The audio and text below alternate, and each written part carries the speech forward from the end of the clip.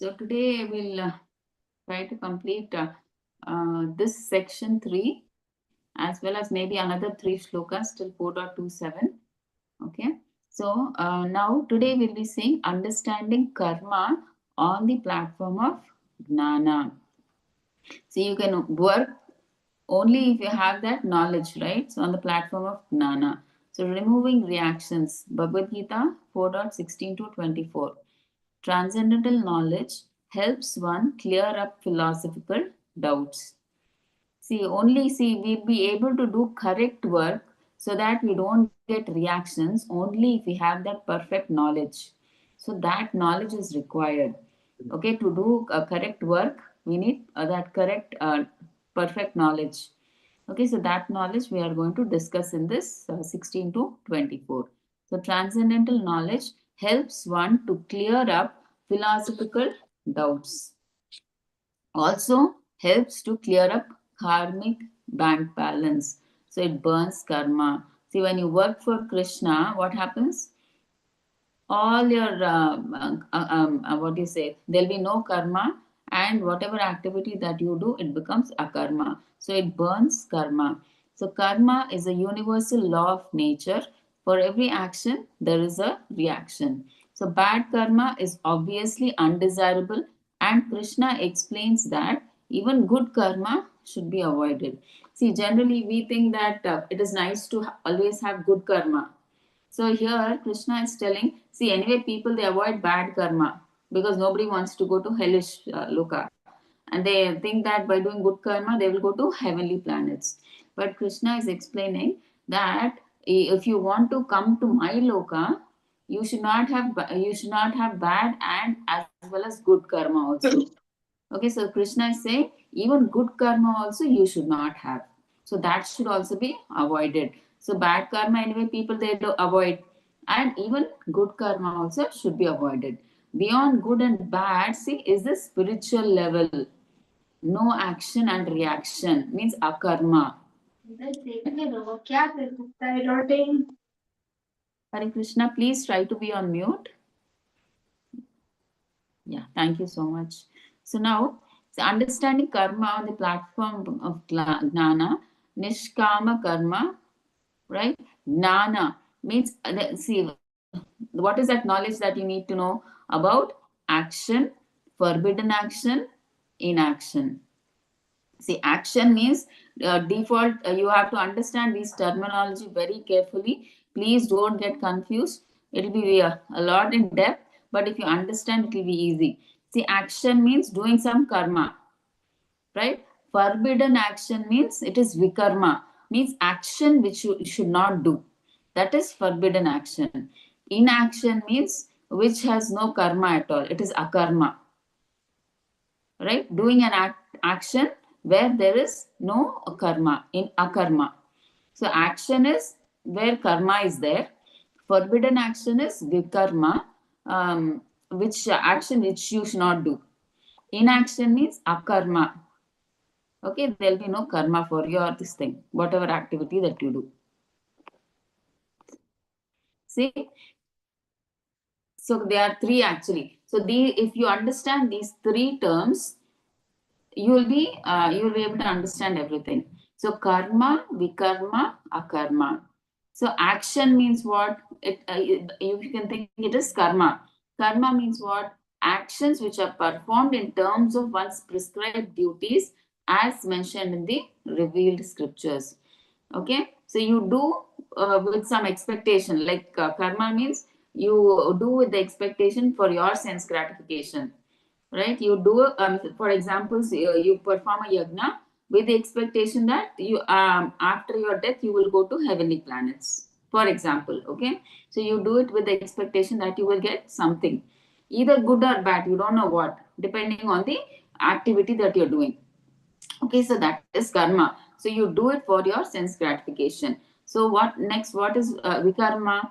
Actions which are performed by the misuse of one's freedom, which direct one to the lower life.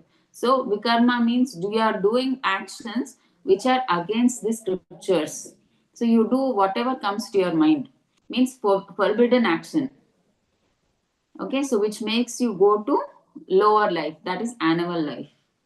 Okay, and akarma means actions which free one from the cycle of birth and death. Okay, which means that you will get liberated from this material world. That means if you do akarma, means there's no akarma means what? You do it to please the senses of Krishna. You leave the results to Krishna. You do your duty, but you leave the results to Krishna. So when you do anything to please Krishna, there is no karma associated with it. It is only it becomes akarma. So if you remember these three things, you will understand the concept very easily. Karma, vikarma, akarma. Karma means what? You do it for your sense gratification with expectation of something for yourself. Okay, that is karma. Then vikarma is you do forbidden action, actions which are against the scriptures. So you do whatever comes to your mind, because of which you will go into lower animal species. Right? Akarma is what? You do the same duty but to please Krishna. So when you do any activity to please Krishna, it becomes akarma. So akarma means what? You will be liberated from this material world. See, why do you come back to this material world? If you have some good karma and bad karma, but if you don't have any good or bad karma, and every activity that you're doing is akarma, so there's no necessity for you to come back to this material world, right? So you get liberated and you go back to Goloka Vrindavan. Okay. Mataji, Yes, Prabhuji. Mataji, what was the uh, some definition of inaction? Prabhuji here. Uh, See, say I'll connect you. See, action means it is connected to karma. Okay. yes, Okay. And forbidden action is vikarma. yes, Okay, so these which terms we you have should to not remember, do. Prabhuji. So because in the shlokas they will tell about action, forbidden action, and inaction. So inaction means akarma. Okay, Yes, so you understood now, Prabhuji. When we occur. the word action, it means karma. Right? We are doing activities for our sense gratification. Forbidden action means actions against the scriptures. So we do on our own. So actions which are not supposed to be done, which make us go to lower species like animals. That is forbidden action or vikarma. Okay. Now inaction is akarma. So doing actions to please Krishna, where you will have no karma at all. Okay, so please remember these three, connect them. Action means karma, forbidden action means vikarma, inaction means akarma. Okay, so it will be very confusing, but nevertheless, if you read the purport, see, as and when I go to the shlokas, it will be really confusing because that is how I felt. I don't know how you all will feel because initially when I was reading, even now also, they will tell action and inaction, inaction and action. So it will be very confusing.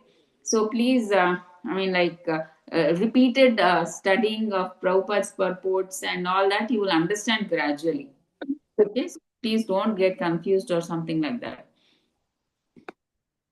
Okay, so let's start with 4.16.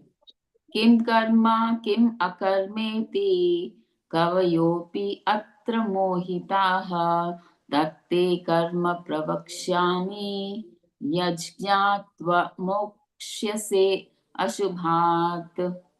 Even the intelligent are bewildered in determining what is action and what is inaction. See, they will use these terms action, inaction. Mostly they will use not forbidden action, mostly action and inaction.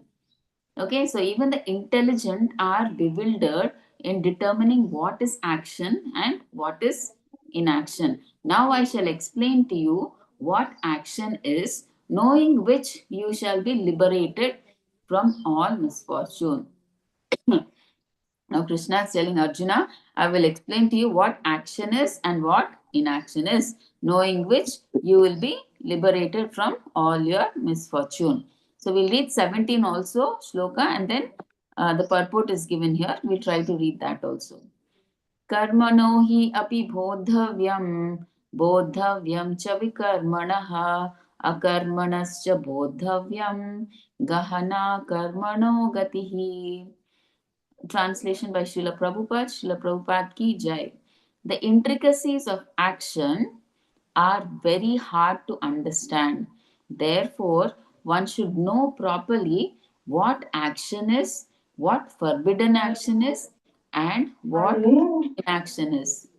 Okay, so here Krishna is. Hare Krishna, request the devotees to please be on mute. Thank you. He said no. If it fits like this, Still, I think it's not on mute. Yeah, thank you. So, yeah. So, Krishna is telling it's very difficult to understand the concept of action. Okay, so that's why Krishna is telling Arjuna. So, I will clearly explain to you what action is, forbidden action is, and what inaction is. Okay, so 4.16 and 17 together. In Krishna consciousness, one has to follow the leadership of authorized persons, the disciplic succession like Brahma, Shiva, Narada, Manu, the Kumaras, Kapila, Prahlada, Bhishma, Sukadeva Goswami, Yamaraj, Janaka, and Bali Maharaj without mental speculation. So, who anybody has idea who are all these people? What are they called? Mataji, Yeah, yes, Prabhuji. Mataji, they are the 12 Mahajans. Haribol, yes, perfect. Thank you, Prabhuji. Correct. So they are the Mahajans. And who are the Mahajans? I mean, like, what is so special about them? Mataji Mahajans are the great devotees of Lord Krishna and Yeah, who got the boon of Lord Krishna from himself. yeah, Like, for instance, when Prahlad Maharaj uh, was being tried, when Hiranyakashipu was trying to kill Lord Prahlad Maharaj, then Lord Krishna appeared as Lord Narasimha, half lion and half man. Uh, and Bali Maharaj, who was related to Prahlad Maharaj, and who Lord Vaman Dev sent to the last abode when he placed his last foot on Bali Maharaj's forehead.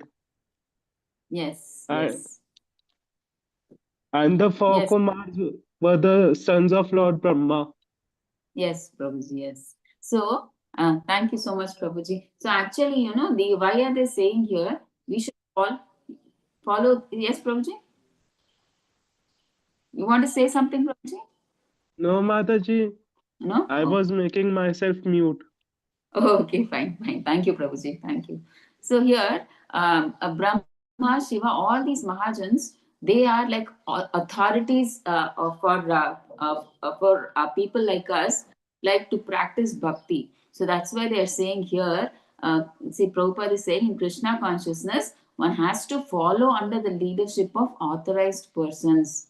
So the disciplic succession, like Brahma. So they are all authorized people. Say Brahma, Shiva, blindly, whatever they followed, we can follow in their footsteps. Okay, so we cannot just create our own pattern and do bhakti. No, but we have to follow under the disciplic succession of people like Brahma, Shiva, Narada, Manu, Kumaras, because they are all authorities in the path of bhakti yoga. They all practice bhakti yoga in a certain way. Okay, and they are authorized. So we have to follow them in their footsteps, but not like as the gnanis, with mental speculation.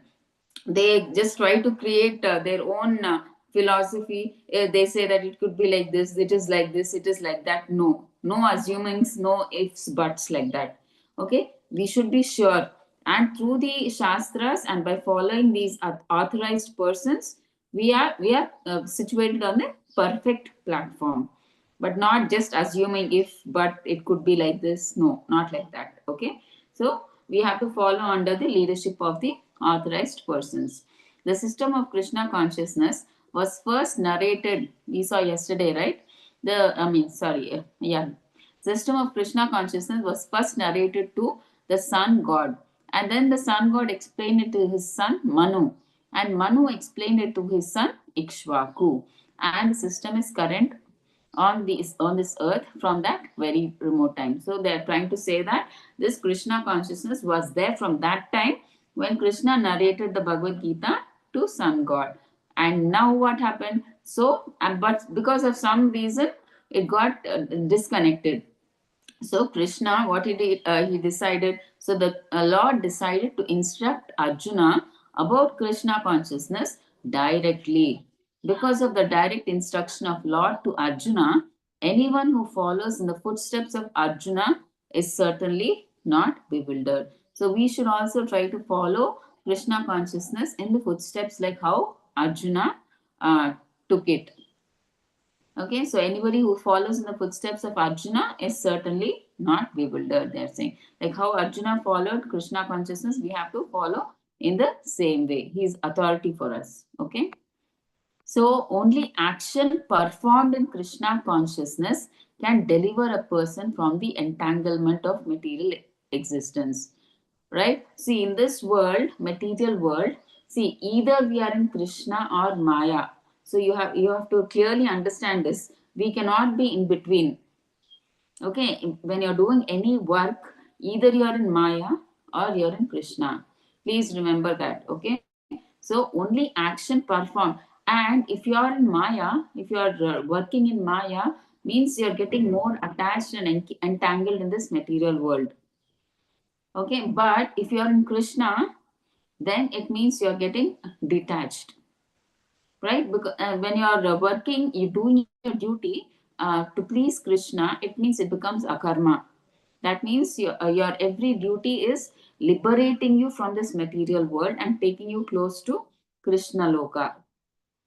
Okay, so the only way is by practicing Krishna consciousness can you get liberated from this material world.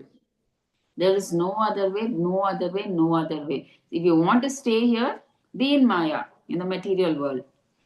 And she'll nicely be giving nice kicks, she'll be giving. If you find it nice and enjoyable, you can stay in Maya.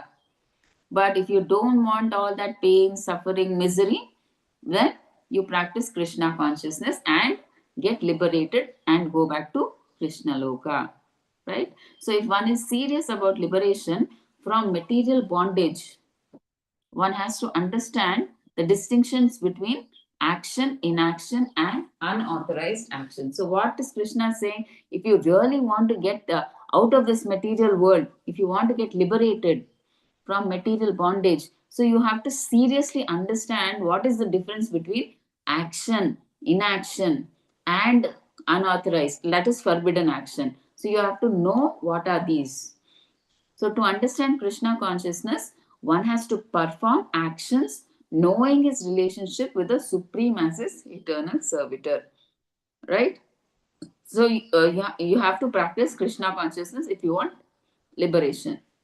All other actions are vikarmas or prohibited actions. So, any actions that is against Krishna consciousness are vikarma or prohibited actions or forbidden actions. Okay. Okay, see here.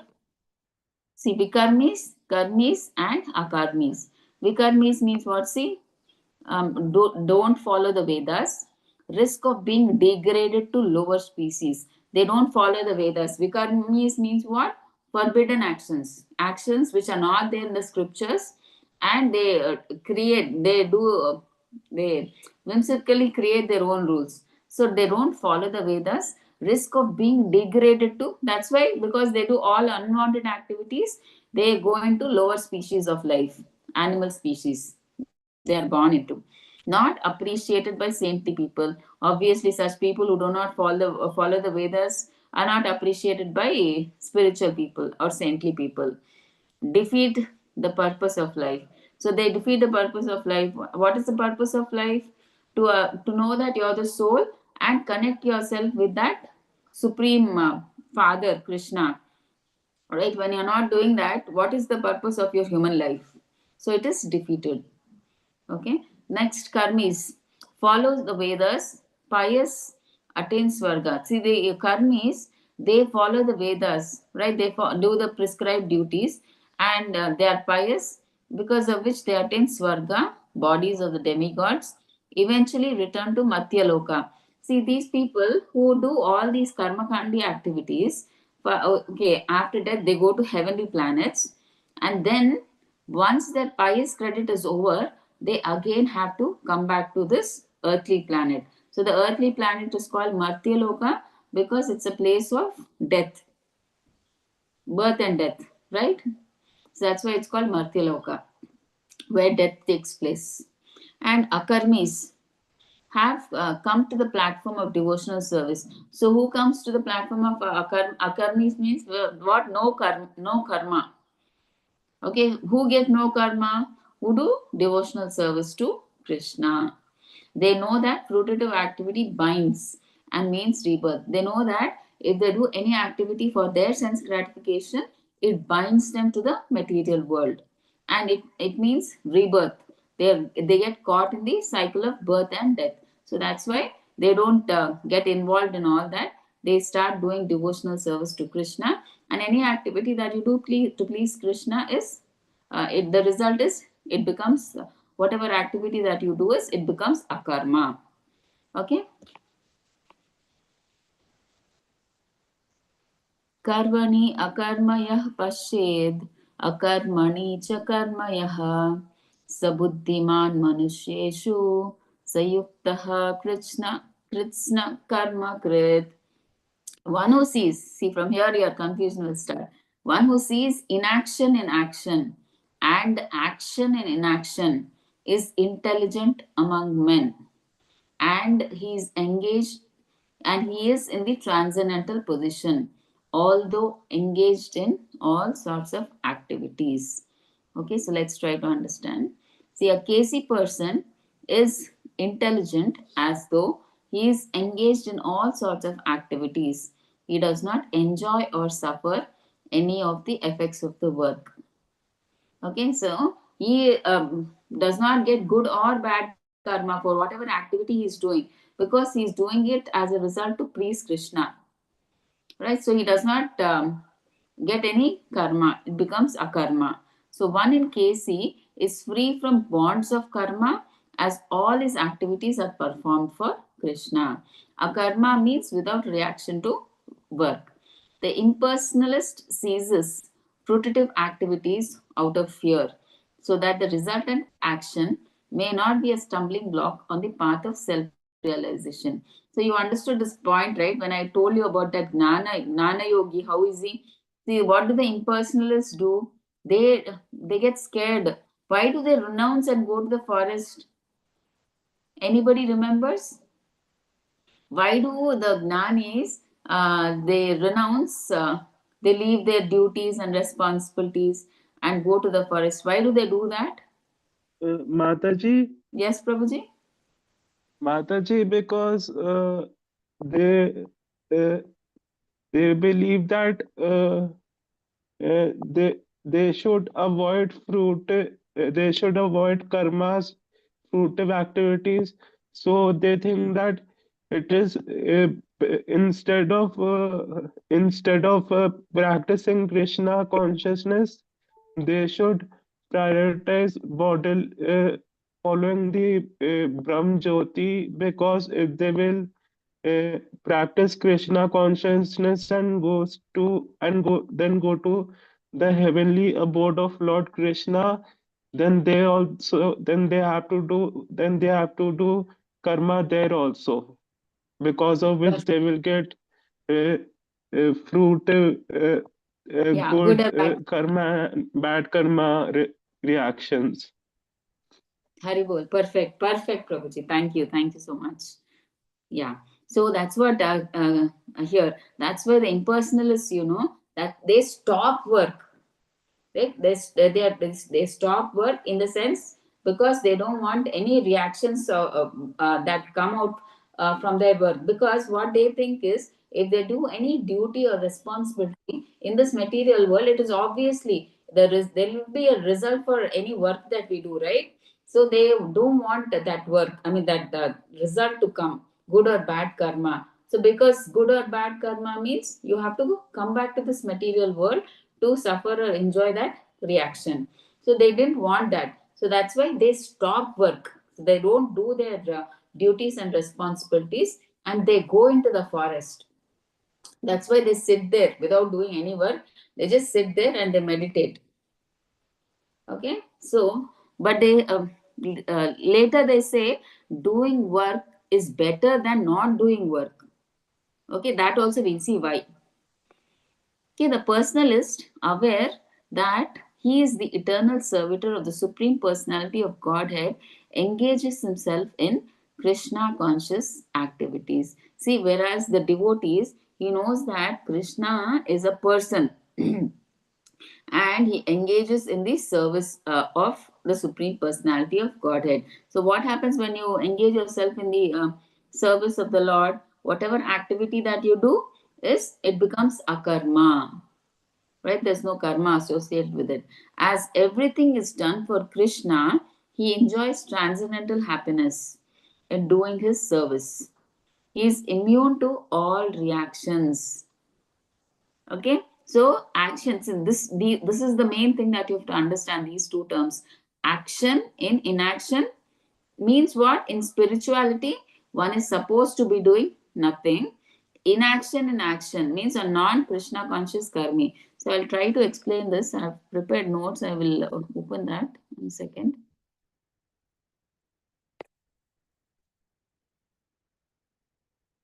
Okay, so action in action means generally people have this wrong misunderstanding. Action in inaction means what they generally think it means. The wrong idea, common misunderstanding that they have is in spirituality we must do nothing.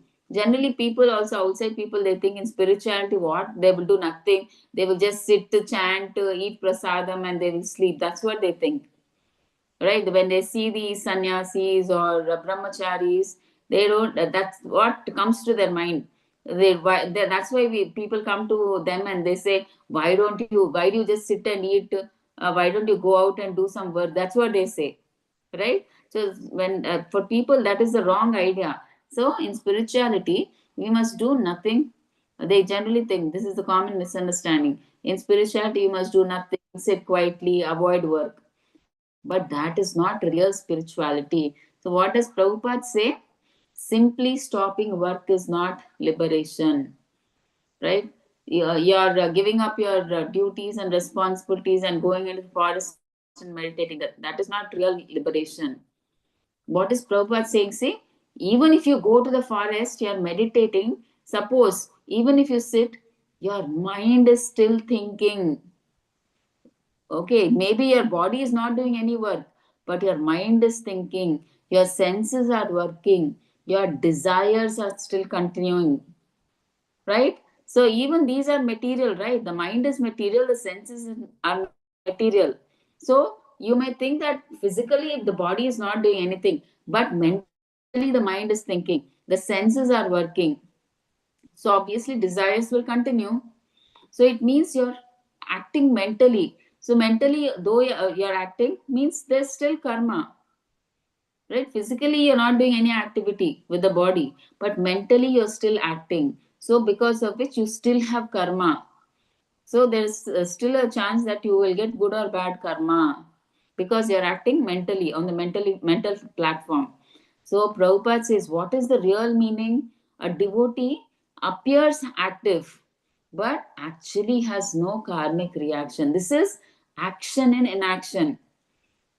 Okay, they are doing karma, but that karma becomes akarma when see, see. Normally, if you see a devotee, like for example, he does like see. We'll see this example. See, a devotee, he appears active, but actually he has no karmic reaction. See, externally he may be cooking, studying, working, preaching, or serving, but internally he's doing all the above activities only as a service to Krishna, only to please Krishna. See, he's cooking. Why?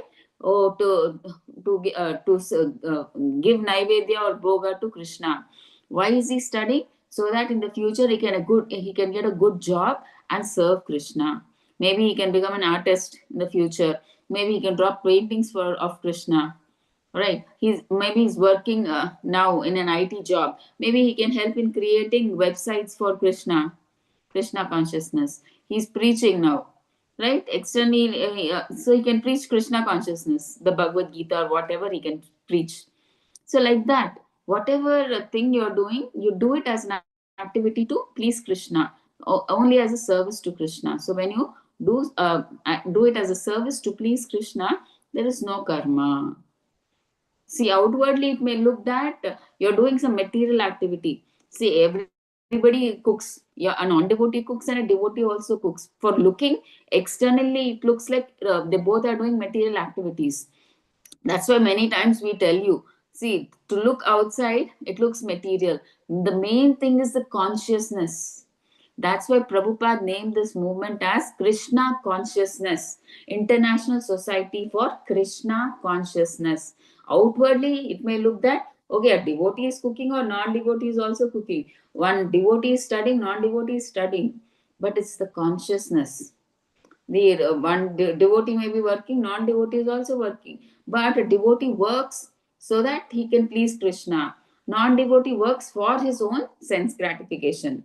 So like that. So it's the consciousness that plays a vital role. So here, all the above activities are done only to please Krishna as a service to Krishna. So that action becomes a karma. Okay, so karma does not bind him. Okay, see, if like for example, see the mother, if she's cooking for herself, that means it is karma, means she's doing it for her sense gratification.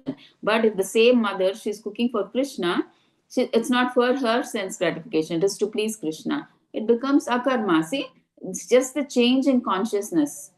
If she cooks it for herself, it becomes karma, right? For her sense gratification. For Krishna, it becomes akarma. No good or bad karma. Okay, so it's the same action but different consciousness. So that is what you have to understand. See, a difference between a devotee and a non-devotee, it just lies in the consciousness. That's all. Okay, so you should not think that demon and a devotee means, a demon means he will have two horns, teeth protruding. He will be like a rowdy. No, not like that. A demon, a non-devotee means who does not follow the scriptures. That's it. Okay, not with the two horns or teeth protruding. Okay, that's what we should understand. Okay, so this is action and inaction. So action is there, but karmically it is inaction because they are doing it to, it is inaction. Inaction means what? Akarma, right? Though they are acting, though they are cooking, they are doing some action, right? But that action becomes inaction. Why? They are doing it to please Krishna. Okay, so that's why it is no karma. It becomes akarma. Now let's see the second part, inaction and action. Okay, akarmani, karmana. So this is the opposite. Now we saw action and inaction. So we are seeing inaction and action. Okay, so this is quite the opposite. So this is like we said, non Krishna conscious karmi. Okay, so externally it may look that it's like a lazy person, he does not do anything. I'm just living normally, I'm not doing anything wrong, I'm resting. But internally he has desires, plans, he thinks about sense enjoyment. So all these create karma. Okay, so even like it's like a lazy person, like inaction means what? Akarma means what? How to say? um, he is like an inactive person, he does not do. Inaction means what? No action, right? So he may be sleeping, he's lazy, but though he's sleeping or his mind is still alert, right? He can desire, he can plan, he can do sense enjoyment. So all this create karma. So even though physically he may be sleeping or he's lazy, he's not doing any work, but through his mind, he is in his mind everything is still running. right? Desires, plans, selfish thinking, all is going on. So all these create karma. So he's creating future reactions. Okay, so hence inaction, that is actually action, karma.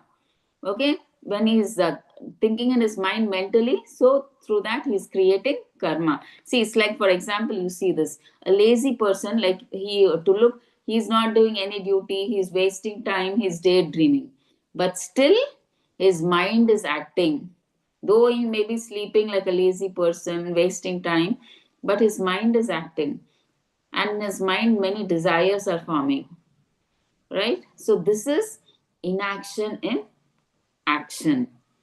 Okay, so this is what we have to understand. Okay, so this is 4.21, and now let's.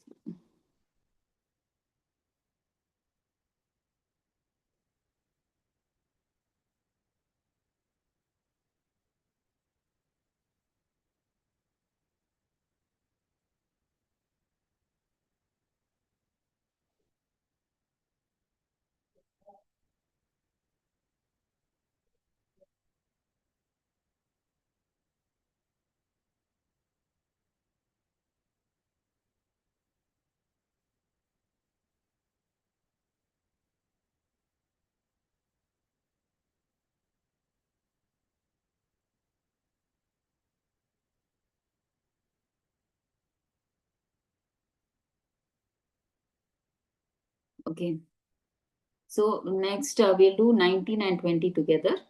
Yasya sarve samarambha kama sankalpa varjita gnanagni dagda karmanam tam ahuhu panditam buddha. Translation by Srila Prabhupada. Srila Prabhupada ki jai. So one is understood to be in full knowledge, whose every endeavor is devoid of desire for sense gratification. So what should we do? We should plan our activities in such a way that we should not do it for our sense gratification. Okay, he is said by sages to be a worker for whom the reactions of work have been burnt by the fire of perfect knowledge. Okay, so what, by getting that perfect knowledge, all our reactions, all our sinful reactions get burnt off, right? Only by practicing Krishna consciousness, all our whatever reactions, sinful reactions are there, they get burnt off. Okay, so let's see. Next, we'll see 20 also. Tyaktva karma phala sangam nitya trupto nirashrayah karmani abhipravrittopi naiva kinchit karoti saha. So, translation by Srila Prabhupada. Srila Prabhupada ki jai. Abandoning all attachment to the results of his activities, right? Abandoning all results means no sense gratification, no doing any activities for his satisfaction. Ever satisfied and independent, he performs no fruitive action, although engaged in all types kinds of undertakings. Means he does all activities, but not for his sense gratification. He does it to please Krishna. Okay, so now let's see what Prabhupada says in the purport. So 19 and 20. So reactions of Casey person's work are burnt by his perfect knowledge that he is the eternal servitor of the Lord. Okay, so see, as long as we are in this material world, we are in the false ego that we think that we are the body. Body means what? We think I am the master, I am the enjoyer, and everything in this material world is for my enjoyment. But when you come into that perfect knowledge, what is that perfect knowledge?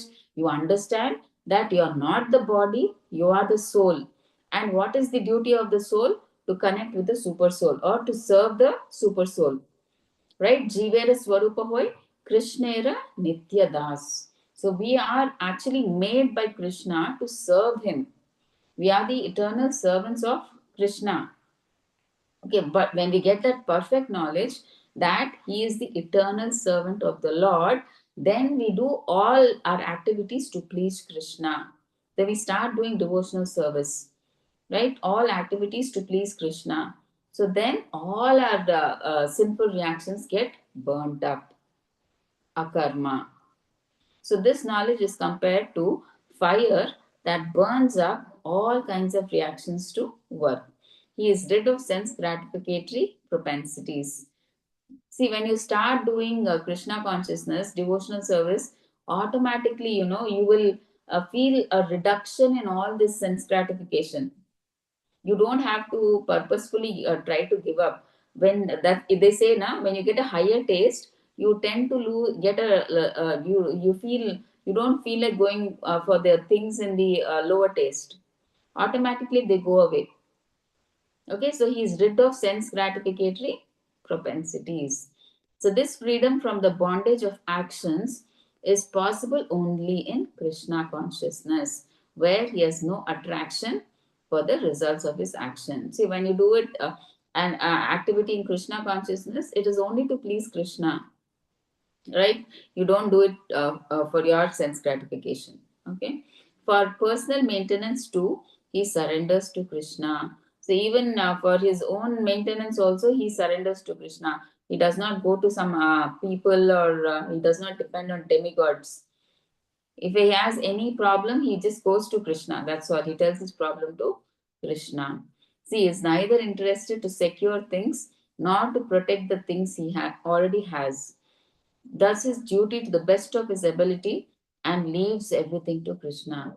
So whatever work he has to do, like for to maintain his survivalhood, he has to earn some money, right? So he does his duty to the best of his ability, and whatever he gets, the money or whatever, he's satisfied with that. Okay, so he does not complain that I want more profit, I want this, I want that, nothing. So he does his duty to the best of his ability and leaves everything to Krishna, because he knows that Krishna is a supreme father and he will protect him under all circumstances, and he will give what is required, and he will not give if it is not required. He knows that. So that's why he does his duty to his 100% and leaves everything to Krishna.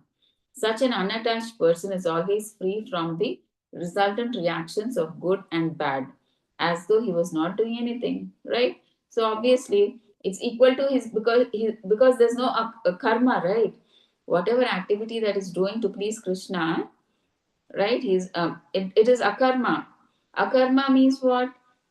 When do you become akarma? If you don't do any work. So even though you're doing work, it's becoming akarma, as if you're not doing any work, right? So it's like as if you have not done anything. Like though you're doing work and your work to please Krishna, it becomes akarma, right? Because when you do anything to please Krishna, it is akarma. Akarma means what? When do you get akarma generally? When you don't do anything, no work. So it's equal to not doing anything. So this is a sign of akarma, or actions without protective reactions. Okay, the same thing is repeated here. Okay, the above thing is repeated here. Okay. So any other action, therefore, devoid of Krishna consciousness is binding upon the worker, and that is the real aspect of vikarma, as explained here and before. So anything above that, if you beyond Krishna consciousness that you're doing against Krishna consciousness, it is like vikarma. Okay, previously we explained, right, what is vikarma. Vikarma is forbidden action. So anything which we do, try to do, I mean, we think, yeah, by our own whims we do. We don't follow the shastras. It is against Krishna consciousness. Okay. So anything against above Krishna consciousness is like vikarma, against Krishna consciousness. So 4.21. निराशीर्यत चित्तात्मा त्यक्त सर्व परिग्रहः शरीरं केवलं कर्म कुर्वन्नाप्नोति किल्बिषम्. Translation by Srila Prabhupada. Srila Prabhupada ki jai. Such a man of understanding acts with mind and intelligence perfectly controlled, gives up all sense of proprietorship over his possessions, and acts only for the bare necessities of life. Thus, working, he is not affected by sinful reactions.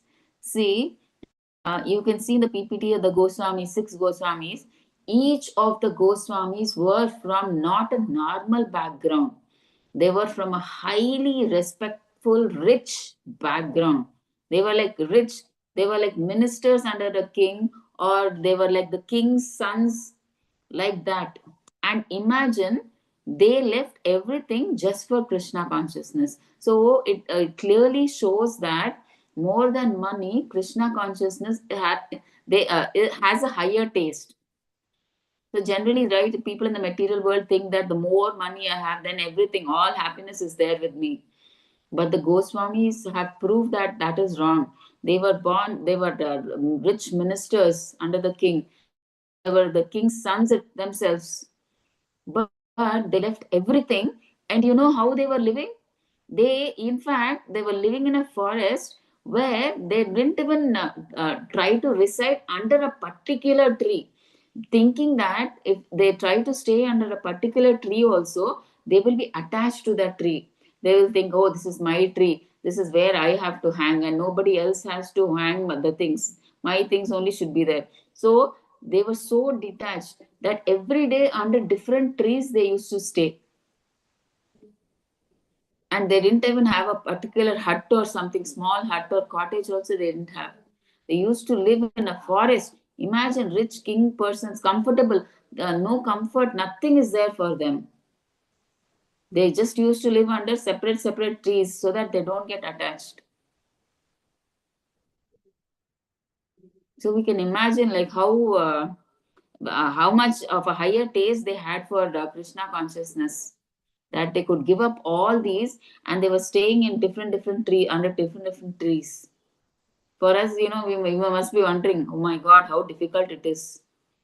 See, to give up all your comforts, see, we are all normal people. For us to give up that itself and come and stay somewhere itself, normally on the road itself, if we ask them to stay, we can't stay. Oh, we'll say it's so hot, it is raining, it is cold, something, will complain. But these people were one of the richest,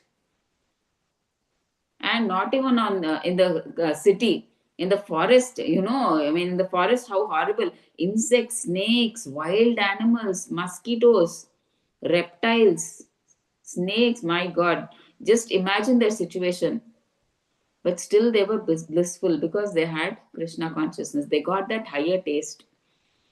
Okay, so they gave up all their sense of proprietorship over their possessions. They left everything, and they act only for the bare necessities of life. Okay, if you see devotees also, now they don't go for all these what do you say, they don't want big palaces, big cars, they don't want to show off. They want, right, they know that this life is temporary, and this human life should be meant for doing tapasya. That's why, they just try to earn for the bare necessities, because this body and soul has to be maintained. For that much they will try to earn. Okay, and they will continue their life, remaining part of their life in practicing Krishna consciousness. They dedicate their life for bhakti. So they just work for 9 to 5. That's it. Not like materialistic people, like donkeys, they don't work double shift or extra hours, nothing like that. 9 to 5, that's it, they work, and then they come back and again they continue their bhakti. And before they go to job, also they do bhakti, they do the chanting, everything, Mangalarti they attend, they read their scriptures and they listen to Bhagavatam, and then they go to the job and again they continue their bhakti after coming back from job. Okay, that is how they are.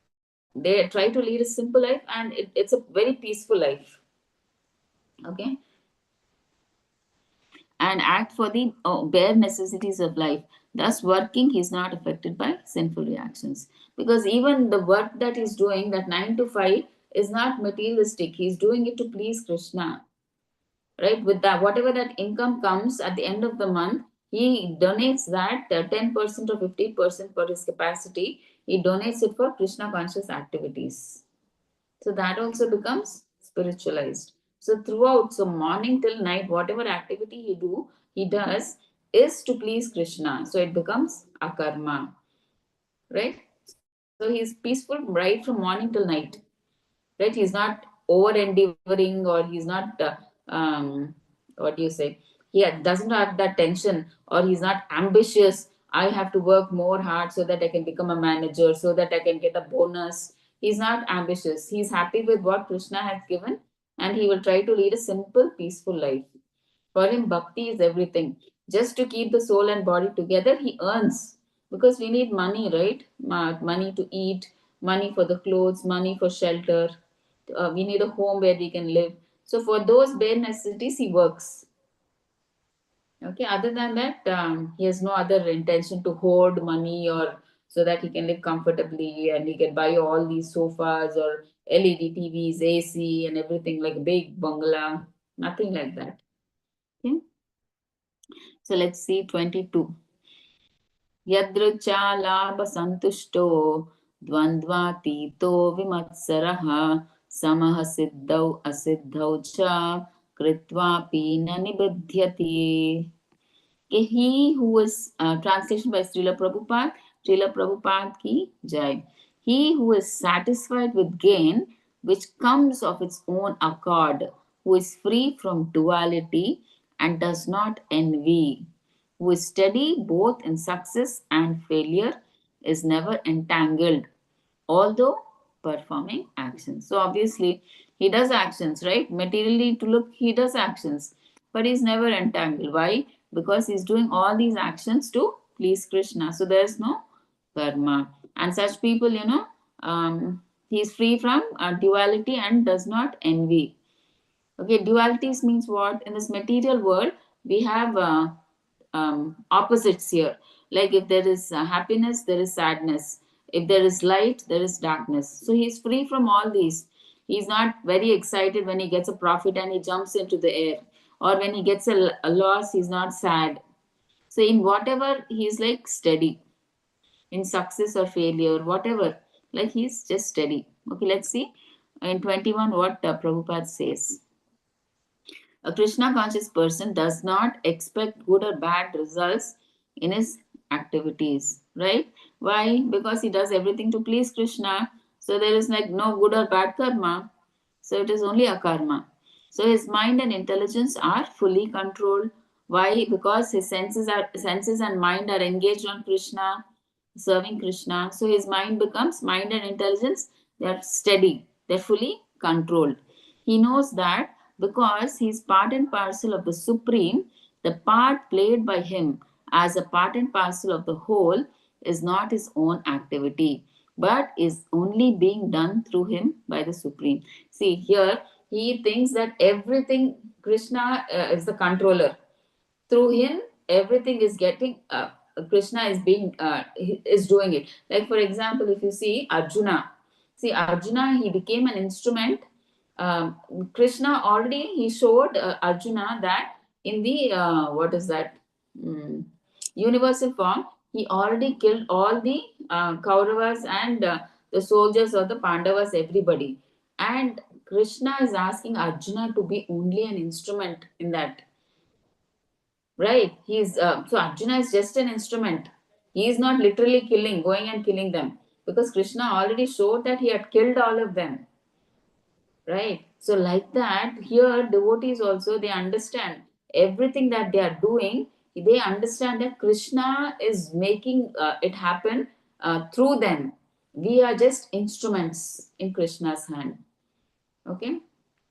So, literally, when you practice Krishna conscious, every step you feel like Krishna is taking care of you when you serve, because initially you may not understand his Krishna's plan, because I personally had many experiences like how Krishna, when initially I was thinking, why is this happening like this, but later I thought, if this didn't happen, maybe then I would not have come into Krishna consciousness. It's all Krishna's plan. See, otherwise we can't come into Krishna consciousness. We can't preach in Krishna consciousness. See, if I'm preaching now, it is not my interest to preach. What can I preach? I'm totally blank actually. Whatever is when I'm talking, it's not me that I'm talking, because I pray to Krishna.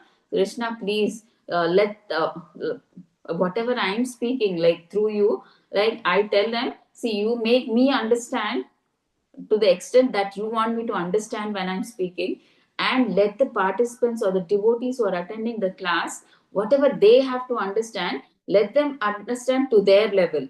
I mean, it's all your blessing, Krishna, right? We are just instruments. Whatever Krishna wants us to speak, we speak. And that's what you understand. He gives you the capacity to understand to the level he wants you to understand, right? Otherwise, what can we understand and what can we tell, right? It's totally, we are just instruments, whatever we are doing.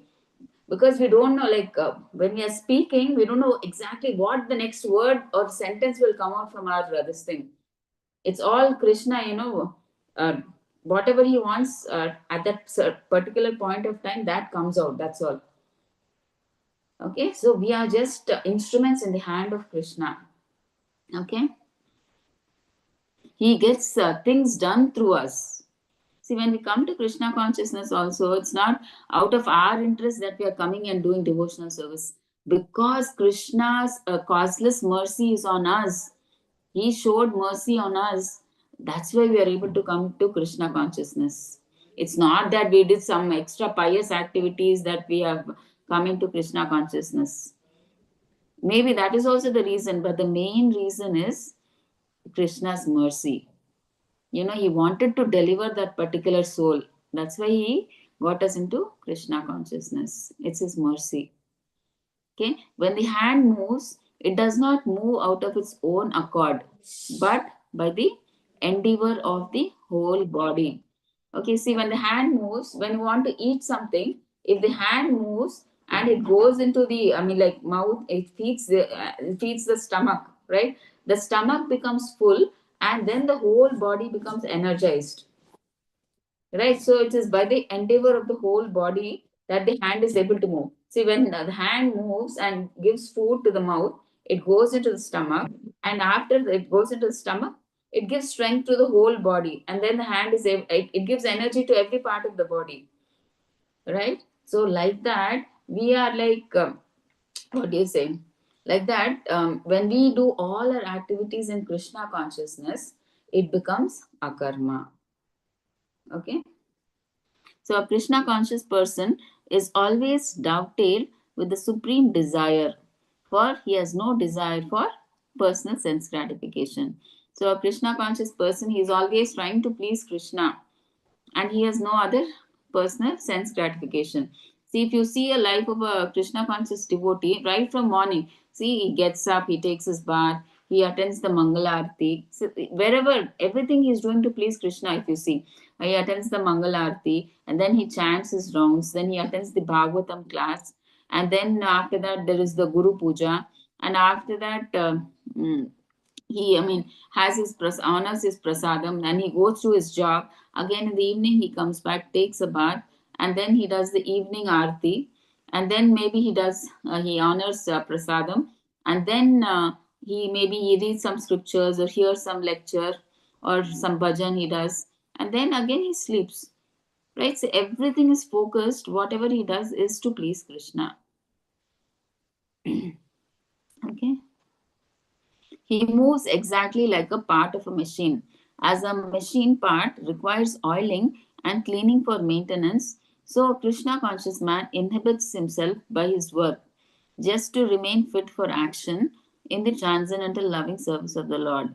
See, like like how some machine parts require oiling, right? So that they run properly. They are so that maintenance will be done. Oiling is done.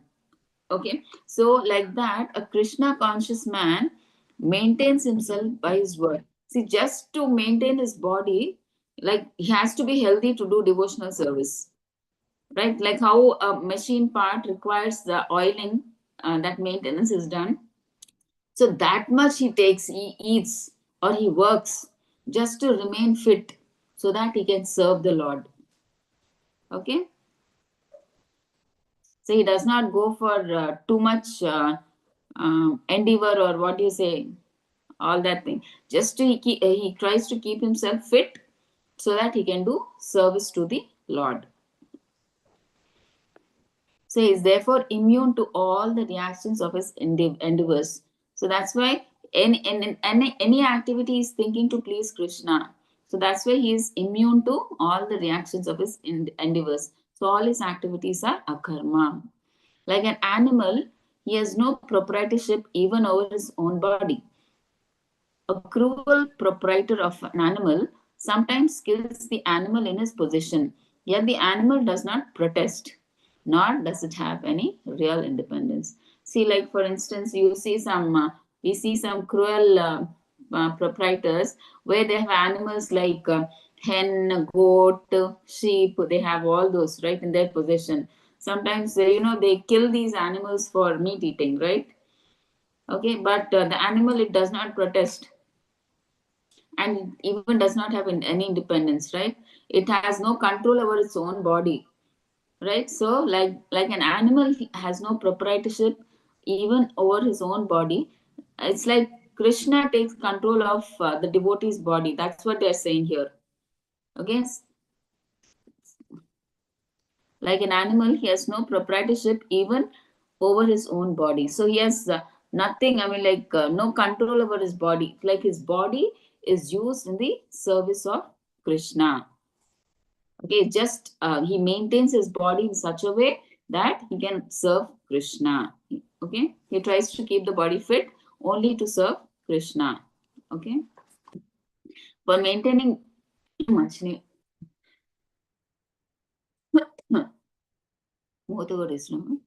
for maintaining body and soul, he does not require unfair means of accumulating money. He does not, therefore, become contaminated by such material sins. He is free from all reactions to his actions. Okay, so just to maintain body and soul, he just does how much work is required. That is what he does. He does not go for unfair means like black market or cheating or gambling or doing such things. He does not try to get money through unfair means. Okay. So he therefore not becomes contaminated by such material sins, and he's free from all reactions to his actions. So because whatever he does it honestly, he earns honestly, he lives honestly, so he is free from all reactions to his actions. Okay, now 22 we'll see. He is satisfied with gains which are obtained of their own accord. Okay, whatever comes to him, he is happy with that. Okay.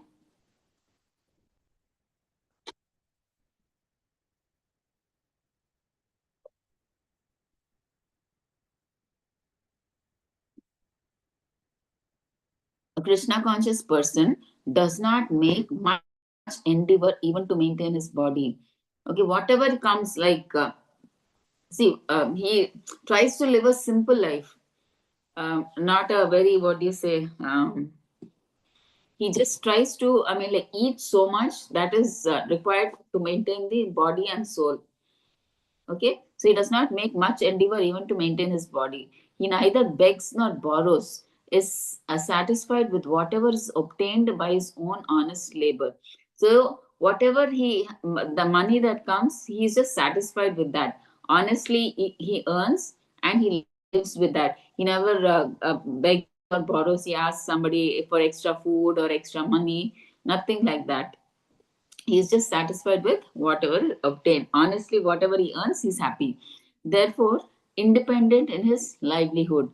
He does not get affected by anyone's intrusion in his own service in Krishna consciousness. So, what this means is, so if anybody, like, 1 second,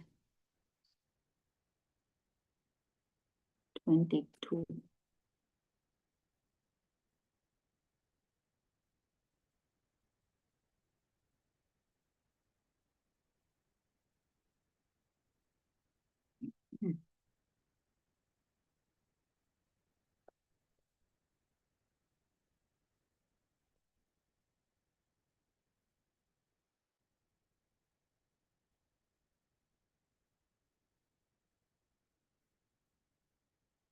Hmm. So here you can see. So a Krishna conscious person, so he is, what does that sentence mean is, he is fixed in his duty. You can see here, right? He is, works only to please Krishna, not for any praise, position, or recognition. Okay, so he is like a devotee. He never works. His only aim is he works to please Krishna, not for like when generally, in this material world, why do we work? So that we get recognition, right? See, even like for instance, you're cooking for Krishna, you want someone to praise. Oh, nobody can cook like this Mataji, or nobody can cook like this Prabhuji. We want that praise. But a sincere devotee, he does not work for praise or position or recognition. So even if when he's doing his duty, if someone criticizes him or someone interferes or someone takes credit, like suppose he did everything and the credit goes to somebody also, he's not bothered. Okay. Mataji, Yes, Prabhuji. Mataji, what does this third word means? In the last line, a Krishna conscious person, uh, not Is uh, uh, not for praise. recognition. That's what Prabhuji. He doesn't work for recognition. His only duty is he does his seva only to please Krishna. He does it perfectly. He does not do that seva just so that somebody will praise him or somebody will give him a position or somebody will give him some recognition. Okay, generally, why do we do any work in the material world? We want somebody to recognize our effort, right? So a Yes, devotee does not do for recognition or for some position or for some praise. He just does it because he wants to please Krishna. Okay. So yes. even in that process, when he's doing his seva or when he's doing his service, if somebody criticizes him or if somebody interferes and if somebody takes credit, so credit in the sense he does everything, he does the whole seva, but if someone else takes the credit for that, then also he's not bothered. But we'll fight, right? Like if somebody, if we do all the hard work and I mean, like, and if someone else gets the praise, immediately we fight. No, no, I did this all the hard work. I should be getting the credit. Why are you giving the credit to him? We'll fight. But a devotee, he never fights like that. He's okay as long as he understands that he is able to please Krishna. He does not bother. Okay, Krishna, maybe he knows that everything is in Krishna's hands. Maybe Krishna wants to pass on the credit to that devotee. Okay, so let it go, no problem. So he keeps calm. Okay, and even if someone disturbs his service, okay, he does not let that affect. So he tries to do his, I mean, like if someone criticizes also, he is not bothered. Whatever others say, for him is he has to do his seva perfectly to please Krishna. So that is the main intention. Okay, he does not become disturbed. Okay, why? Because see, his mentality is he for him it is like this is Krishna's service. I am only an instrument. Let Krishna decide everything. He understands that he is just an instrument. Krishna is using me as an instrument to do the seva. Okay, if the credit goes to that person, okay, it's up to Krishna. Maybe Krishna wants to give the credit to that person. Okay, let it go, no problem. Okay, so that's he doesn't get attached to the credit of that work. He is more bothered that whether I'm able to please Krishna through the work that I am doing. He wants to do whatever seva is given to him perfectly so that he pleases Krishna. So that is the main intention. Okay, when do you get disturbed? When you have, see, when you have ego attachment, you have some expectation from that work. Okay, then you say, oh no, why, how can he take credit? When you have all these attachment to that work or you expect something out of that work, then you will say, how can he take the credit? I have done all the hard work. Out of that ego attachment expectation, you say all these words, but a pure devotee is not bothered. He thinks I'm just an instrument in the hand of Krishna, so I will try to do my seva, and everything he leaves it to Krishna. Okay, so that's why he leaves everything to Krishna. That's why he's always peaceful. Even if the credit goes to somebody or if somebody criticizes him, also nothing, he just doesn't take it to his mind. He leaves it. Okay, he just does his duty and to please Krishna. That's all. Okay. Yeah, that's it. Mataji, Yes, Prabhuji? Mataji, how does expectation leads to the disturbance? Normally, expectation leads to anger and frustration, na? No, expectation means here, see, when you are doing, see, for instance, you are in a job, Prabhuji, you work with the expectation that maybe you'll get a promotion in 6 months. Okay. You, in the material Yes. world, we do it with some expectation.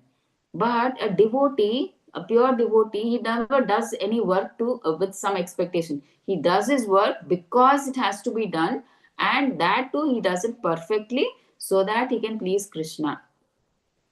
Okay, Prabhuji? So, Yes, no Mataji. expectation for a devotee. He knows that he is an instrument of Krishna, and Krishna has made me an instrument to do this service. So, his main intention is he wants to do that service to please Krishna to his best ability. That's all. He is not bothered about the result. But in the material world, we are bothered about the result. Okay, if I do this project in 6 months, I am expecting a promotion or I am expecting a bonus. We expect something. But a devotee is not like that. He does his duty perfectly. He knows he is an instrument in the hands of Krishna and he leaves the result to Krishna. That's why he is not bothered. He is peaceful. Okay, not worried. Oh, whether Krishna wants to give the credit to me or to somebody else, or if somebody criticizes also, he is not bothered. He does his work. Right? That's the thing. He leaves the results to Krishna. That's all. Mm,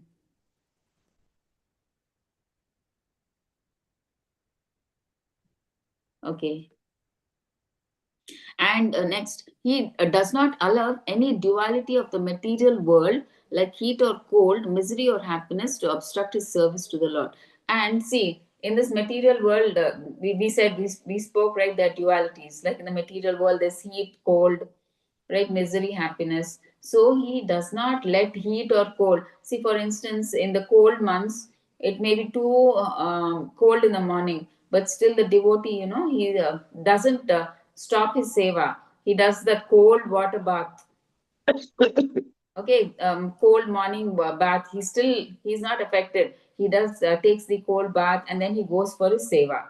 Whatever be the reason, come what may, he will do his seva. Whether it is hot, whether it is cold, whether he's in happy, whether he's sad or whether he's happy, he never. That is never a cause of hindrance for him to do service. Whatever be the reason, he will try to do his service. Okay, there will be he does not think that being too hot is an obstacle, too cold is an obstacle. Whatever be the reason, he does his seva to please the Lord. That's all. Is steady both in success and failure. So he's like steady whether he gets too much, whether he gets profit. He's like, he does not jump into the air, and if he gets a failure, loss, he does not become sad, because he knows that it I mean, like, whatever profit or loss is coming from Krishna's, because of Krishna's sanction. If Krishna desires, wants me to get profit, I will get. If Krishna desires loss, I will get loss. So he never he's steady, so he's not bothered, right? So these signs are visible when one is fully in transcendental knowledge. So next, let's go to 23 and 24. गतसङ्गस्य मुक्तस्य ज्ञानावस्थितचेतसः यज्ञायाचरतः कर्म समग्रं प्रविलीयते. Translation by Srila Prabhupada. Srila Prabhupada ki jai. The work of a man who is unattached to the modes of material nature and who is fully situated in transcendental knowledge merges entirely into transcendence. Right? So, who is attached to the modes of nature generally? Thus, people who are in Maya. Right? Maya means what? Basically, Maya means you are tied up to the three modes, the three ropes of material. Material nature. Yeah, the three material modes, right? So you are free. So work of a man who is unattached, so who is detached from the roots of material nature, and means he does not do anything for his sense gratification, and who is fully situated in transcendental knowledge. What is the transcendental knowledge? He understands no longer that he is the body and he is the soul, and he understands what is the duty of the soul is to serve the super soul. Okay, that person, he understands his eternal position, right? He is to serve Krishna, and that's why he starts doing devotional service, and he emerges into transcendence. That's, he goes to Goloka, right? So next, Brahmarpanam Brahma Havir Brahmagnau Brahmana Hutam Brahmaiva Tena Gantavyam Brahma Karma Samadhina. So translation by Srila Prabhupada. Srila Prabhupada ki jai. A person who is fully absorbed in Krishna consciousness is sure to attain the spiritual kingdom because of his full contribution to spiritual activities, in which the consummation is absolute and that which is offered is of the same spiritual nature. So you can see in the PPT, right? The Goswamis, right? They were totally into spiritual activities right from morning till night. They were writing books, they were excavating new temples, right? They were always busy doing these spiritual activities only. They were preaching Krishna consciousness, they were writing books, excavating temples. So, this is what they were doing.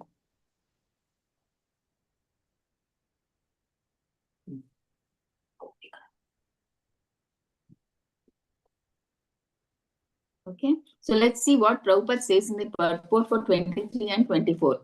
Such a person is said to be Krishna consciousness. Who is said to be Krishna consciousness? One is freed from all dualities and contaminations of the material modes. So he's away from the material modes means what? Like he's in Shuddha Sattva on the spiritual platform, right? He is freed from all dualities. Dualities means what? Only in the material world we have dualities like darkness, light, happiness, misery, like that. So he is freed from dualities means what? He has come to the spiritual platform. And contaminations of the material modes. Above the material modes, the modes are present only in the material world. So above the material mode means he is in the spiritual. That's he is in the Shuddha Sattva, pure mode of goodness, right?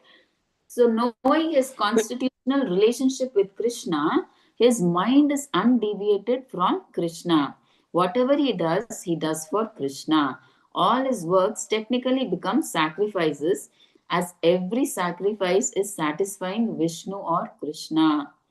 Okay, the resultant reactions to all such works certainly merge into transcendence and liberation. So, whatever he does it as an offering to Krishna. It becomes like a sacrifice. Okay, everything, like whether he's cooking or whether he does his job or whether he's sweeping, mopping, whatever, it becomes a sacrifice. It becomes an offering to Krishna. So when you do everything to please Krishna, it becomes a karma. So finally, you will be liberated from this material world and you will merge into transcendence. So you get liberated from this material world.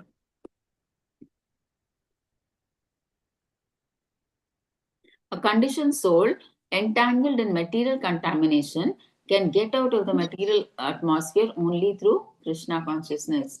See, the only way we can get liberated from this material world is only by practicing Krishna consciousness. There is no other way at all, right? A patient suffering from overindulgence in milk products is cured by another milk product, namely curds, right? We all know, right? So if you drink too much of milk, you will undergo motion, you will get motions, right? But the cure for that motions, like when is another milk product, that is curd. If you eat curd, your motions are again controlled, right? So here Brahma means spiritual. Brahma Jyoti is Lord's spiritual effulgence. So when the Jyoti is covered by illusion or sense gratification, it is called material. This material veil can be removed at once by Krishna consciousness. The mind fully absorbed in Krishna consciousness, it is said to be samadhi or trance. So anything done in such trance is called yagna or sacrifice for the absolute. Okay, so this Brahma Jyoti is actually, we know it is the effulgence coming from body of Krishna. So when that Brahma Jyoti, when the Jyoti is covered by illusion, means when the jiva is in that impersonal Brahma Jyoti, he is covered by Maya.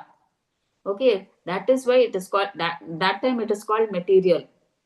Okay, when he's covered by that veil of Maya, uh, that is when he comes into that mode of sense gratification, right? He thinks that he's the like, how do you say? Mm, okay, see, initially, see, all of us were spirit souls, right?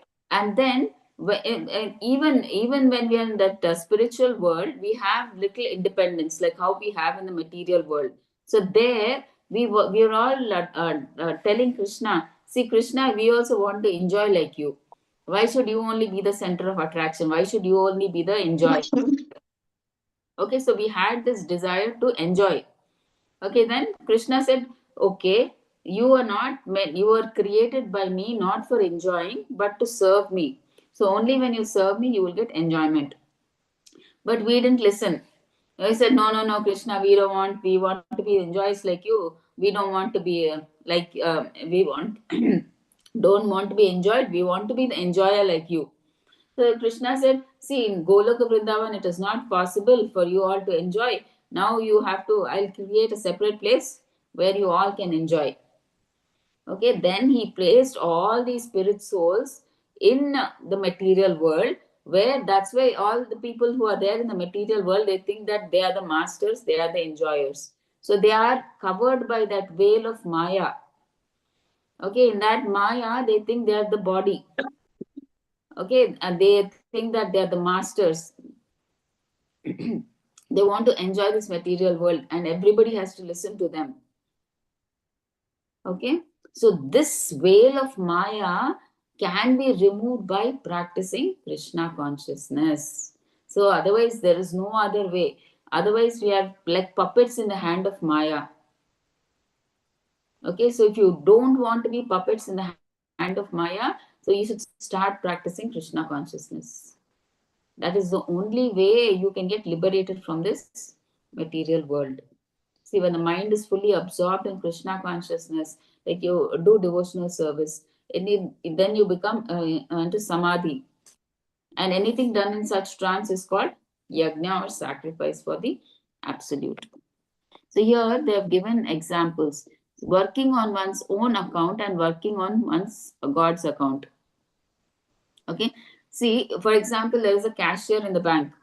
See, when a person comes to deposit money, so is the cashier happy? He's not happy or he's not sad, right? Because all that money is deposited in the bank. He does not get anything, right? So nothing for him, nothing, no benefit for him, right? So but if he steals that amount from that bank, he gets punished. But if he does that as a say as a what service to the bank, he takes the money and he puts it in the bank. He like retains his job. But if he takes that money, he steals that money, he's doing it for his gratification. So then he gets arrested. See, so if you do anything for yourself, it is like a punishment. He gets arrested. If he tries to steal that money which is being deposited in the bank, he's stealing for his sense gratification. That's why he's arrested. But if he takes the same amount and deposits in the bank, nothing happens to him, right?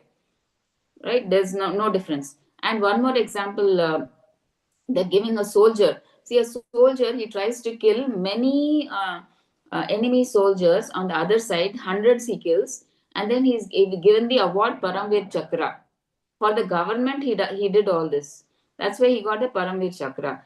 But when the same soldier, he kills his neighbor, he is arrested. Why? Because he did it for his sense gratification. See, now the soldier soldier may ask the government, see, when I killed hundreds and thousands of enemy soldiers, you gave me Paramveer Chakra. But now, if I kill one of my neighbor, you're arresting me. Why? Then the government answers, see, that is you did for the government. On behalf of the government, you killed all the enemies. But now you kill your neighbor for your sense gratification. That is why we are arresting you. Okay, so anything that you do for your sense gratification creates a problem. It binds you. But if you do it on behalf of Krishna, it is like liberating. Okay, here, like the soldier, you do it for the government, it is liberating. You can kill how many ever. He got the Paramveer Chakra. But one person he killed, neighbor, he got arrested for his sense gratification. Right? And even same thing with Arjuna. Right? He fought on behalf of Krishna. That's why he did not get any sin. But Duryodhana, he was fighting for, he was greedy, he wanted the kingdom. Right? Okay. So 4.25 to 33. We'll... Mataji, Yes, Prabhuji? Mataji, in the above listed examples, Huh. can we, uh, in the second picture, Huh. Mataji, is the second picture and the third picture of Arjun fighting on the battlefield, are both of them linked somehow? No, Prabhuji, just separate examples. The first picture is of the cashier, second is of the soldier, and third is of Arjuna fighting. So we are just trying to show that in each example, see, the same soldier, if he acts on, like if they act on, like in terms of government, like authority, if they act on terms of authority, they are relieved. But if they act for their sense gratification, they are like, what do you say, imprisoned kind of, like they are bound. So if anything, any activity they do for their sense gratification, they are like, how to say, they're like a soldier. He killed his neighbor for sense gratification. Like maybe he had some enmity or something, so he got arrested. Right? If you do anything on basis of your sense gratification, you get arrested. And if the cashier also the same way, if he does, he steals the money that is deposited in the bank, he gets arrested. Okay, but on a bank as a whole, if he gets that money and it's just deposited, nothing happens to him, right? His job is safe, right? Like that. Okay, so we are just trying to say that, see, if we act on our or act for sense gratification, we get attached to this material world, and there is good or bad karma for which we have to come back and suffer or enjoy the reaction. But if we do any activity for the satisfaction of Krishna, it is relieving us, right? It does not bind. In fact, it liberates us. It is like akarma. When you do any activity to please Krishna, it is akarma. Okay, you get liberated, and you, like you go to Golok Vrindavan. Okay, Prabhuji. There's no connection. Yes, They're Mataji. just trying to show different examples. Okay.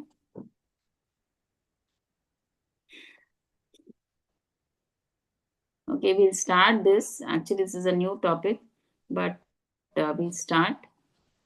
Okay, sacrifices lead to transcendental knowledge. We just try to do 25, 26, 27 if possible. Let's see. Okay, sacrifices lead to transcendental knowledge. Is it okay? So sacrifices means, yeah, we know, right? Any tyaga that we do to get that leads to transcendental knowledge. A sacrifice does not mean it's a kind of yagna, but not exactly like a yagna. Okay, let's see, like how each person does each kind of sacrifice to get transcendental knowledge. So, what is it that they are sacrificing to get transcendental knowledge? So, let's see. So, fruit of all kinds of Vedic sacrifices is transcendental knowledge.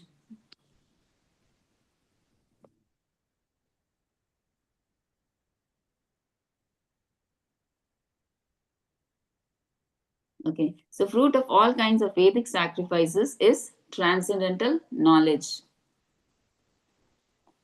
This leads to liberation and ultimately to pure devotional service. So, what are they saying? The fruit of all Vedic sacrifices is transcendental knowledge. So, why do we do any sacrifice? Is to get transcendental knowledge. So, what happens when you get the transcendental knowledge? You understand that you're not the body, you're the soul. So this helps us, this leads us to liberation. So I mean, like, we get liberated from this material world when we understand that we are the soul, right? And our duty is to serve the super soul or the supreme lord, and we start doing devotional service, right? So slowly we start getting purified and we get liberated from this material world, and we go to Goloka Vrindavan. Okay, so that is the main effect. See, when you do a yajna, the main thing is when you sacrifice something, you get that transcendental knowledge. Okay, with that knowledge, you move towards liberation.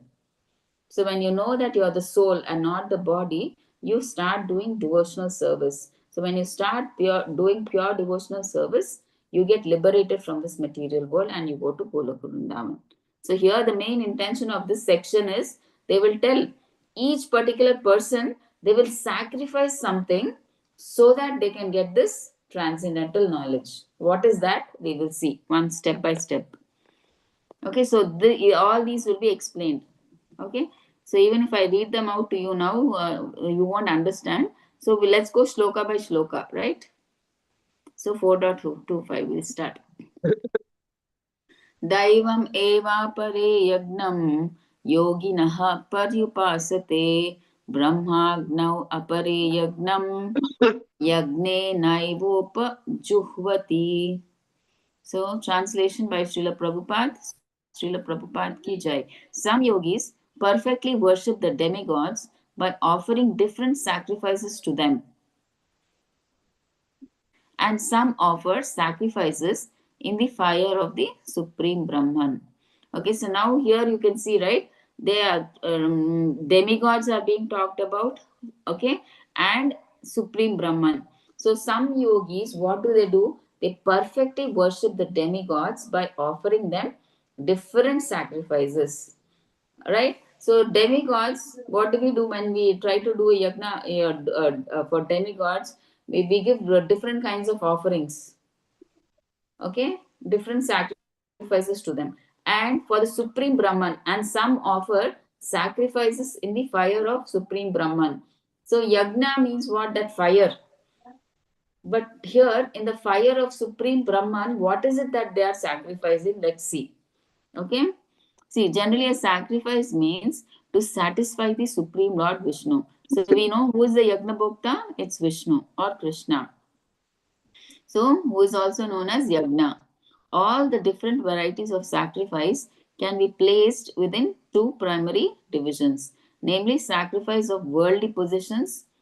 See, one is like sacrifice you do for material things, and other sacrifices in pursuit of transcendental knowledge. Okay, so one is material, one is spiritual. Okay, we do sacrifice for material things and sacrifice for spiritual things. So one is sacrifice for worldly possessions and sacrifice in pursuit of transcendental knowledge. So those who are in Krishna consciousness sacrifice all material possessions for the satisfaction of the Supreme Lord. Right? So a Krishna conscious person, he gives himself as sacrifice, he gives his money, everything for Krishna. So he sacrifices everything. Okay, that's about a Krishna conscious person. He sacrifices everything for the himself and everything for the satisfaction of the Supreme Lord. While others who want some temporary material happiness, they're talking about karma kandis, who want some temporary material happiness, sacrifice their material possessions to satisfy demigods such as Indra, the sun god, etc. See, what do some material people, they do yagnas. In the yagnas, they put many material possessions. Or some people, To satisfy the demigods, they put grains, what do you say, ghee, all the such kind of things they put, right? Cloth, silk cloth. Okay, so they sacrifice their material possessions to satisfy demigods. Okay, so they, I mean, like put all their money. With that money, they buy ghee, grains, whatnot to put in yagna, we know, right? So all those things to satisfy demigods such as Indra, sun god, and etc. And others who are impersonalists. So we saw how a Krishna conscious person sacrifices and a material person sacrifices to satisfy demigods. Two we saw what sacrifice they do. And now we are seeing who impersonalists. Krishna conscious. No, no, we saw in Krishna conscious, we saw, and how material persons satisfy demigods, we saw. Now we'll see the third one is impersonal Brahman. Okay, see, and others who are impersonalists, they sacrifice their identity by merging into the existence of impersonal Brahman. So we discussed this, right? The Jnanis, what do? They merge into the impersonal Brahman and they lose their individuality. So that is what they are sacrificing here. Okay, so the impersonalists sacrifice their identity by merging into the existence of the impersonal Brahman. Okay, so they are merging into the impersonal Brahman, so they lose their individuality. So that is what they are sacrificing. Okay, so the demigods are powerful living entities appointed by the Supreme Lord for the maintenance and supervision of all the material functions like the heating, watering, and lighting. So we know, right?